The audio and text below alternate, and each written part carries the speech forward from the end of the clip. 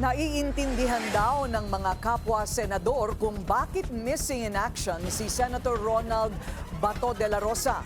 Kasunod yan ng balitang may arrest warrant na ang ICC laban sa kanya. May payo naman si Senator Robin Padilla kay de la Rosa. Ang detalye sa agenda report ni Hannah T.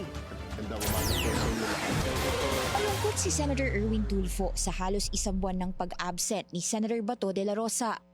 Sa kabila niyan, maligayang Pasko pa rin ang hiling niya sa kapwa senador. Malungkot kung kulang.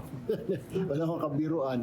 Pero siguro is just trying to make sure yung kanyang safety.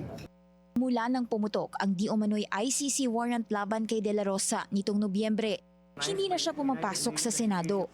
Siya ang nooy hepe ng PNP nang ilunsad ni dating Pangulong Rodrigo Duterte ang madugong war on drugs. Sa ngayon, hindi pa naman daw malaking kawalan ng pag-absent ni De La Rosa ayon kay Tulfo. Tuloy lang daw kasi ang trabaho ng Senado at may quorum pa rin tuwing Senate session. Kaya lang nabawasan ng Senate minority. Mahirap daw alamin kung sino ang dapat paniwalaan pagdating sa validity ng ICC warrant. Dahil una nang sinabi ni Ombudsman Jesus Crispin Remulla na totoo ito. Pero ayon sa legal counsel ni FPRRD na si Nicholas Kaufman, walang basihan ng paglabas ng panibagong warrant ng ICC dahil may issue pa umano sa jurisdiction sa kaso ni Duterte. Hindi nagbigay ng payo si Tulfo sa kapwa senador dahil option naman daw nitong magtago o mag-absent sa Senado. Nasa kay Senator Bato yun. Hirap naman pakialaman ko. Ano desisyon niya siguro? Sige, kung ayaw niya na lumutang. Nagawa naman yun before, di ba? Nila Senator Ping, di ba? Tapos they came out na lang after few years na para magpaliwanag.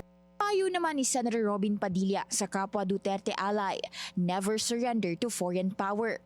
Bilang dating pulis, batid na raw ni De La Rosa na mainit ang kanyang cellphone dahil sa ICC issue. Hindi pa rin kinukumpirma ng ICC ang nasabing warrant, kahit una na ring sinabi ni dating presidential spokesperson at attorney Harry Roque na lumabas na nga ito. Anila, lahat daw ng official public court records ay published sa ICC website. Para sa agenda, Hannah T., Bilyonaryo News Channel. Manatiling nakatutok sa Bilyonaryo News Channel. Sumubaybay sa aming social media accounts at mag-subscribe sa aming YouTube channel para sa mga bago at eksklusibong balita.